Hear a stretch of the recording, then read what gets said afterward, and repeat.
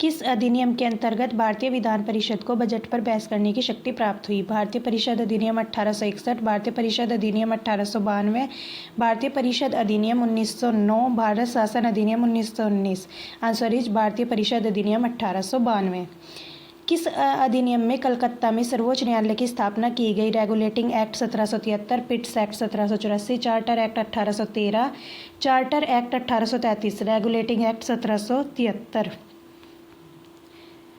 भारत परिषद की समाप्ति किसके द्वारा हुई? 1909 का अधिनियम, 1919 का अधिनियम, 1947 का अधिनियम, 1935 का अधिनियम। आंसर इज 1935 का अधिनियम। राष्ट्रपति की अध्यादेश जारी करने की शक्ति किस अधिनियम में है? 1919, 1935, 1909, 1919, 1947, 1935। भारतीय विधान पालिका प्रथम बार द्विसदनीय बनाई गई? 1892, 1909, 1919, 1947। Answer is 1919। केंद्र में द्वैध शासन अधिनियम के अंतर्गत स्थापित किया गया?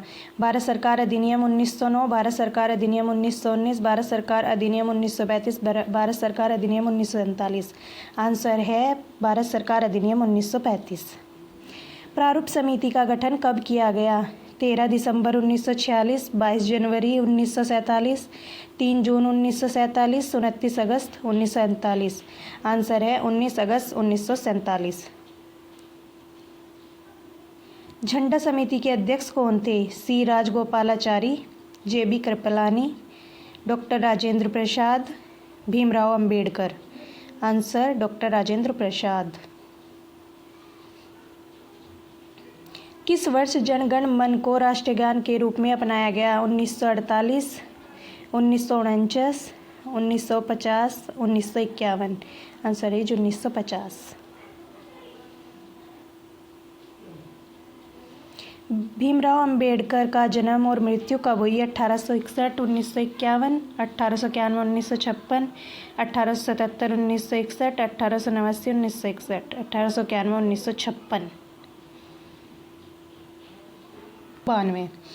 किस अधिनियम में कलकत्ता में सर्वोच्च न्यायालय की स्थापना की गई? Regulating act 1773, Pitt's act 1784, charter act 1813, charter act 1833, regulating act 1773।